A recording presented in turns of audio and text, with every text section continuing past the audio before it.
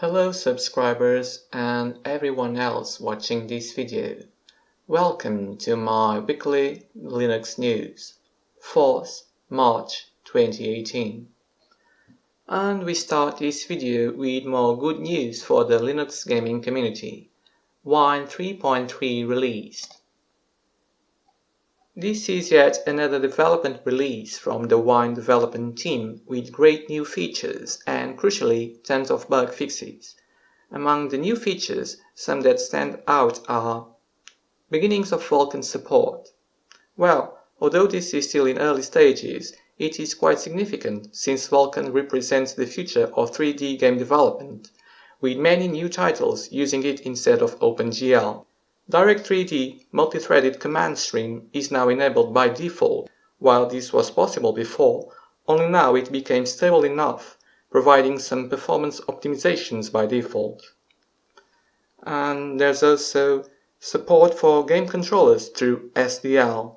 Now, this is cool and should provide a way to use controllers on a lot of games, but unfortunately, from what I've read online, users are still struggling to make it work. And if you scroll down, you can see the list of bug fixes of this release. Next up, VLC 3.0.1 released. Well, VLC is still one of the favorite media players, although recently players like MPV have been gaining a lot of traction. This point release of VLC doesn't bring a lot of changes when it comes to Linux. Nevertheless, let's quickly go through some of the most important ones.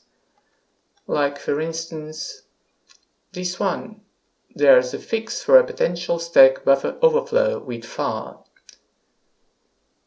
And there's also some miscellaneous MKV, MP4 and AVI crash fixes.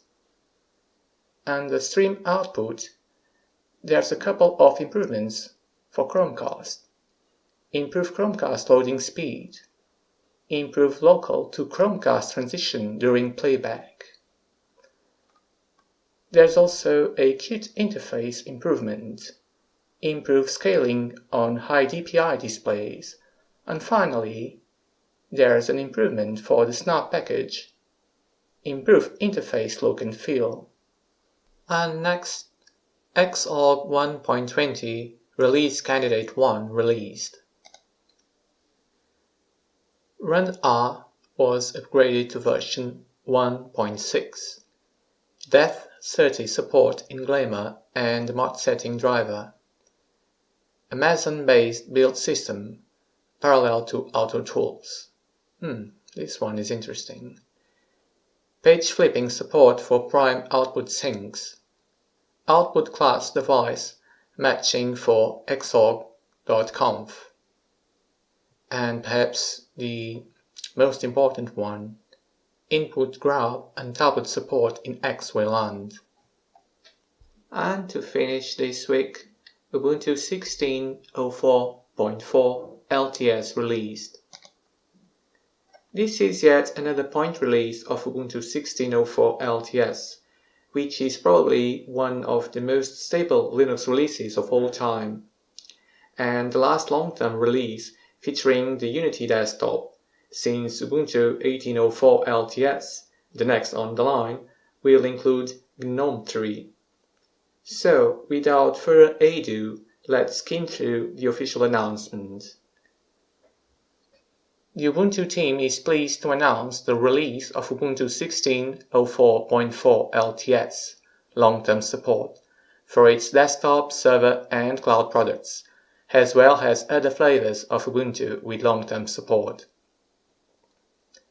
As usual, this point release includes many updates, and updated installation media has been provided so that fewer updates will need to be downloaded after installation.